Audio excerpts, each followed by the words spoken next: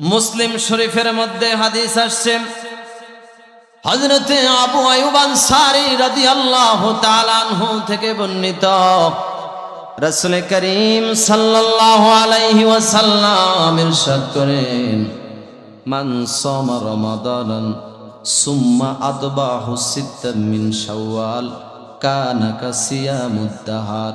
ও পর্দার অন্তরালের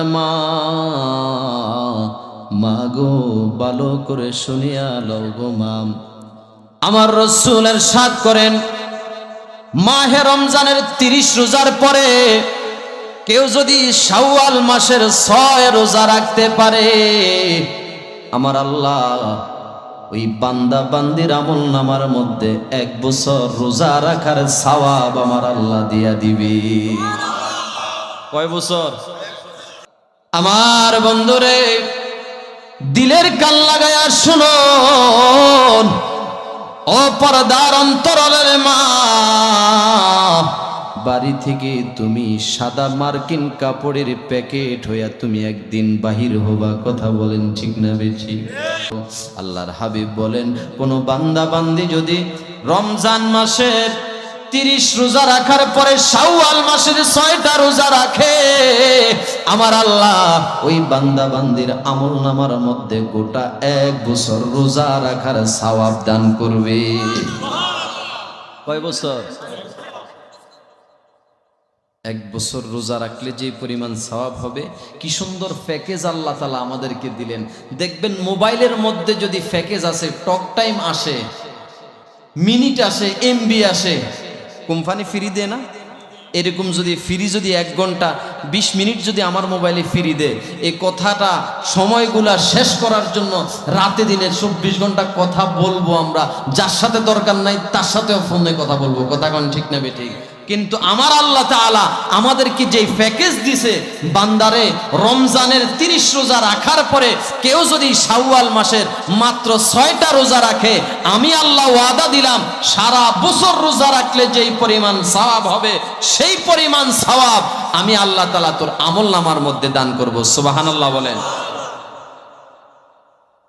তাহলে এই রোজা রাখার দরকার আছে না নাই? আরো জোরে বলেন, আছে না নাই?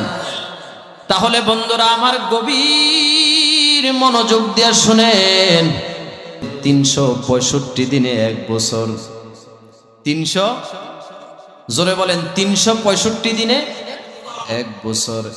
এই হাদিসের ব্যাখ্যায় মুফাসসিরিনে কেরামগণ বলেন, আল্লাহ যাকে নেক দিবেন 10-এর নিচে আল্লাহ তাআলা দেয় না, বেশি হলে কত বেশি দিবেন, আল্লাহু ইউদাইফু লিমান ইয়াশা, সেটা আমার আল্লাহ ভালো জানেন। জোরে কোন সুবহানাল্লাহ।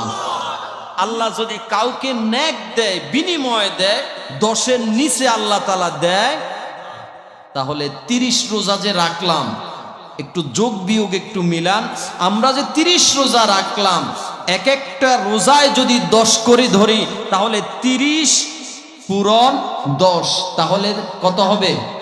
300। মাশাআল্লাহ, কত হবে? তাহলে 300 হবে। তাহলে বছর হচ্ছে 365 দিনে 1 বছর। তাহলে আমরা 30 দিন রোজা রেখে 300 দিনের সওয়াব আমরা পেয়ে গেলাম, নাকি হুজুর? তাহলে বছর হলো 365 দিন, 30 দিন রোজা রাখলাম, 30 দিন রোজা রাখার পরে 300 দিনের রোজা রাখার সওয়াব পেয়ে গেলাম। বাকি রইল কত দিন? 65 দিন। সুবহানাল্লাহ বলেন। বাকি রইল কত দিন? 65 দিন। আমার নবী বলেন, কোন বান্দা বান্দি যদি শাওয়াল মাসের 6 রোজা রাখে, 6 পূরণ 10, 6 10 60, তাহলে 360 কত হইছে? 360। বাকি আছে কত দিন? বাকি আছে কত দিন? 5 দিন। এই 5 দিন রোজা রাখা হারাম। সুবহানাল্লাহ বলেন। আরো জোরে কোন সুবহানাল্লাহ।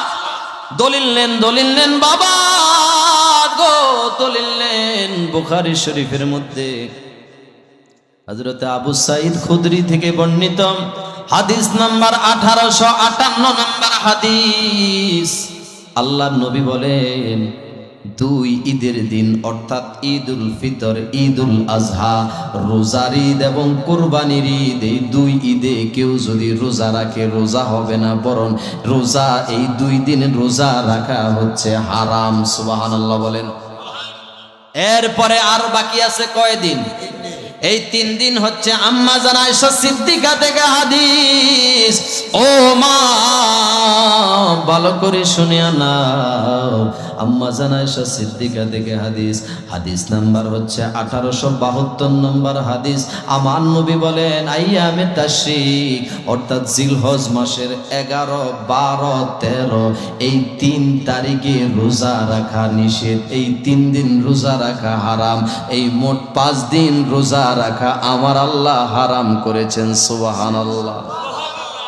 তাহলে আমরা 360 দিন রোজা রাখার সওয়াব পেয়ে গেলাম মাত্র 6 দিন রোজা রাখলে।